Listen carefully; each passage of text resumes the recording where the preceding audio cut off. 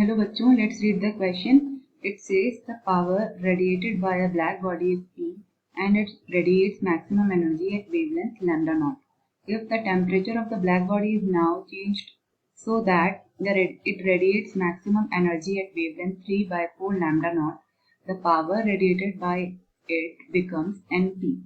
The value of N is question में ये कहा गया है कि ब्लैक बॉडी है जो कि P पावर रेडिएट कर रही है और वो मैक्सिमम पावर रेडिएट करती है उस पर्टिकुलर वेवलेंथ लैम्डा नॉट। ठीक है, अगर टेम्परेचर ब्लैक बॉडी का चेंज कर दिया जिससे उसकी वेवलेंथ भी चेंज हो गई, कितनी हो गई 3/4 लैम्डा नॉट हो गई, तो और पावर भी n टाइम्स p हो गई, तो हमें बताना है n की वैल्यू क्या होगी। ठीक है, सो यहाँ पे की कॉन्सेप्ट जो यूज होगा वो क्या है, सबसे पहला है स्टीफेंस लॉ।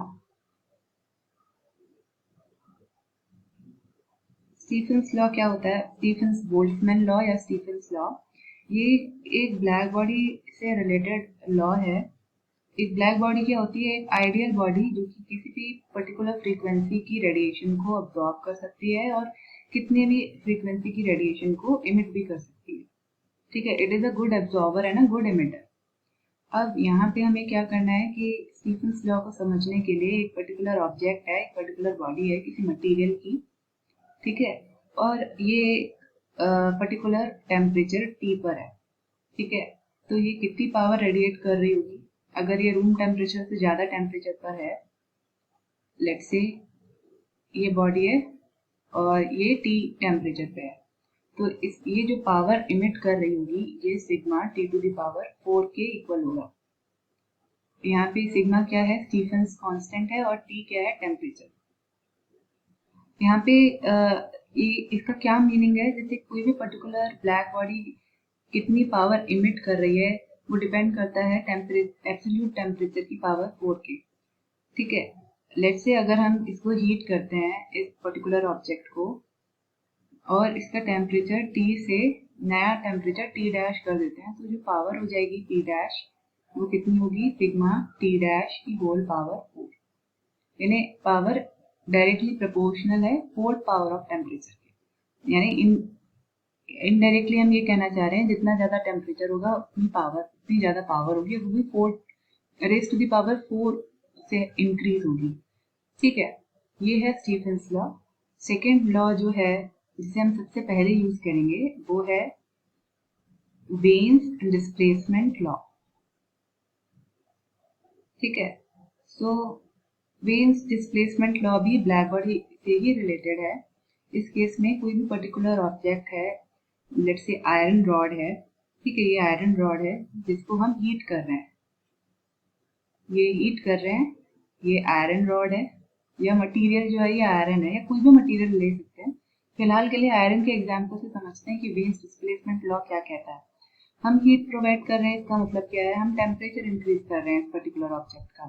ठीक है, तो ये लेट्स से इसको आयरन को हमने हीट किया तो ये रेड कलर का दिखने लगा। ठीक है, फिर और हीट करने पर ये थोड़ा येलो कलर का दिखने लगा, और ज़्यादा हीट करने पर क्या हुआ, ये व्हाइट या ब्लू कलर का हो गया। ठीक है, तो ये तीनों अलग अलग कलर हमें दिखने लगे जब हमने पहले टेम्परेचर T रखा था, लेट्स से ये लो टेम्परेचर है, और फिर थोड़ा सा मीडियम यानी लो से थोड़ा ज़्यादा टेम्परेचर कर दिया, और ब्लू जब हाई टेम्परेचर कर दिया, तो जो वेवलेंथ है वो क्या कर रही है, डिक्रीज हो रही है, लैम्डा डिक्रीज हो रही है। रेड की सबसे ज्यादा वेवलेंथ होती है, येलो की उससे कम, और ब्लू की सबसे कम होती है। तो यहाँ हम क्या कह सकते हैं, temperature is inversely proportional to wavelength, और इनवर्सली प्रोपोर्शनल का साइन हटाएंगे तो क्या लिख सकते हैं, b इंटू लैम्डा। तो ये क्या है, वेव डिस्प्लेसमेंट लॉ, और lambda into capital T is equal to b। यहाँ b क्या है, कांस्टेंट है, इसकी वैल्यू क्या होती है, इसकी वैल्यू होती है 2.897 इंटू 10⁻³ मीटर इंटू केल्विन।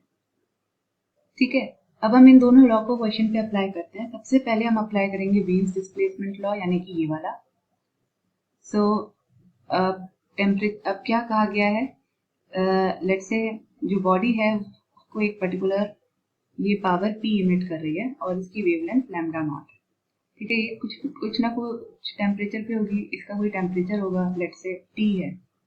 ठीक है, अब हम टेम्परेचर को चेंज कर देते हैं, लेट्स से इसका टेम्परेचर t डैश हो गया और इसकी पावर n टाइम्स p हो जाती है और वेवलेंथ कितनी दी हुई है 3/4 लैम्डा नॉट, 3/4 लैम्डा नॉट। तो इतना जो इंफॉर्मेशन है हमें क्वेश्चन में दी गई है। तो यहाँ पे हम वेन्स डिस्प्लेसमेंट लॉ अप्लाई करते हैं।